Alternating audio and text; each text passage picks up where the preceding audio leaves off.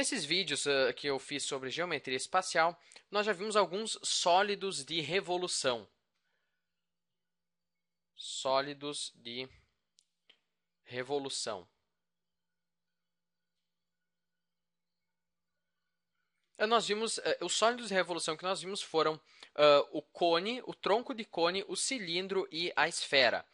E eu vou explicar por que eles recebem esse nome de sólidos de revolução. Bom, imagine que você tem um retângulo, um pouco menor aqui, um retângulo, certo? Bom, eu vou pegar uma reta suporte de um dos lados desse retângulo. Pode ser essa reta. Não, eu vou ter que fazer algo mais reto aqui para ficar. Então, vamos pegar esse retângulo aqui. Agora não tem erro. Ok? Então, vamos pegar agora uma reta suporte aqui de um dos lados desse retângulo. Pode ser essa reta.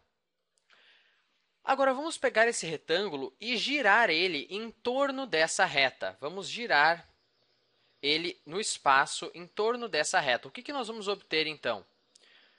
Bom, vamos pegar esse ponto aqui do retângulo.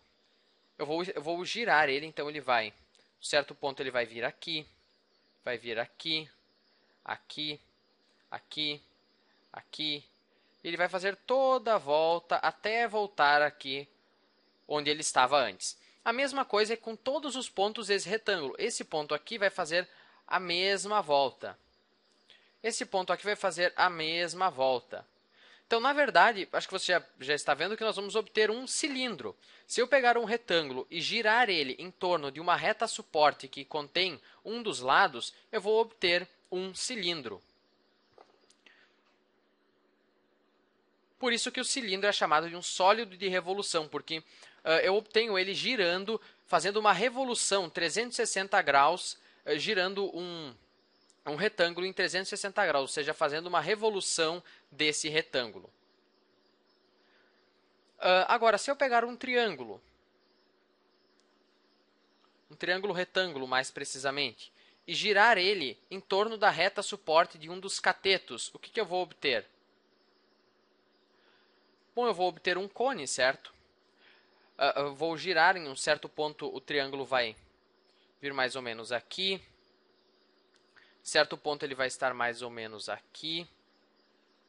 Em certo ponto ele vai estar mais ou menos aqui.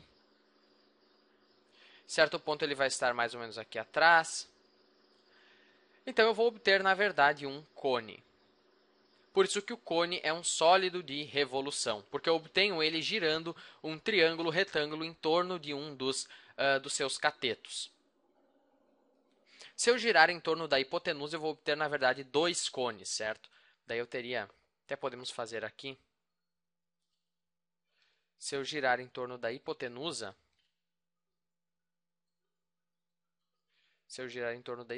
eu vou obter, então, esse ponto vai fazer mais ou menos isso aqui. Eu vou obter, então, dois cones, certo? Esse cone aqui em cima e esse cone menor aqui embaixo. O tronco de cone é quando eu pego um trapézio retângulo e giro em torno desse segmento aqui, dessa reta aqui.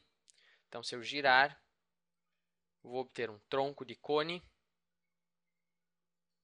Observe que as secções transversais são sempre círculos, certo?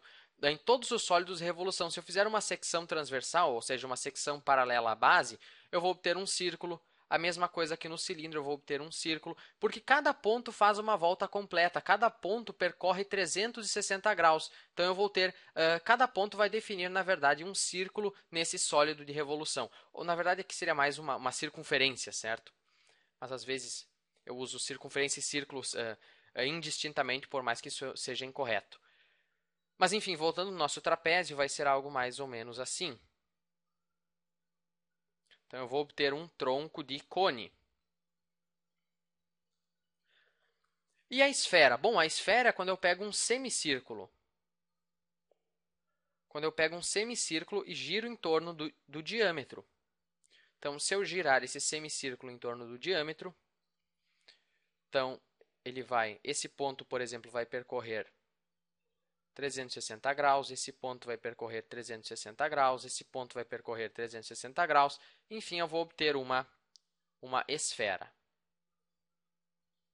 Então, é por isso que eles são chamados de sólidos de revolução. E, naturalmente, não precisa ser um trapézio, um triângulo ou um semicírculo, pode ser qualquer coisa. Eu posso pegar uma parábola. Aliás, vamos brincar um pouco. Se eu tenho aqui o eixo y e o eixo x, e eu tenho uma parábola, pode ser y é igual a x ao quadrado para x maior ou igual a zero. Então, a parábola é algo mais ou menos assim. E se eu girar ela em torno do eixo y, o que eu vou obter? Bom, eu vou obter um sólido de revolução. Eu vou girar em torno aqui do eixo y. Então, esse ponto vai percorrer uma volta mais ou menos assim. Esse ponto vai percorrer uma volta mais ou menos assim. Esse ponto vai percorrer uma volta mais ou menos assim. Eu vou obter essa espécie de vaso, certo? Então, esse aqui vai ser o meu sólido de revolução. Essa aqui é a superfície dele aqui dentro, então, até para pintar um pouco.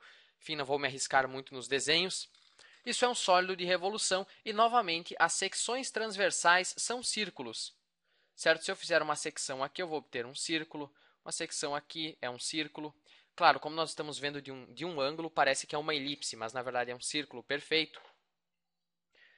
E é justamente esse fato de que as secções transversais são círculos que fica fácil calcular o volume desses sólidos de revolução.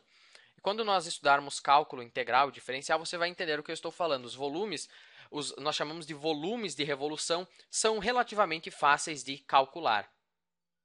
Bom, no caso do cilindro é bem fácil, certo?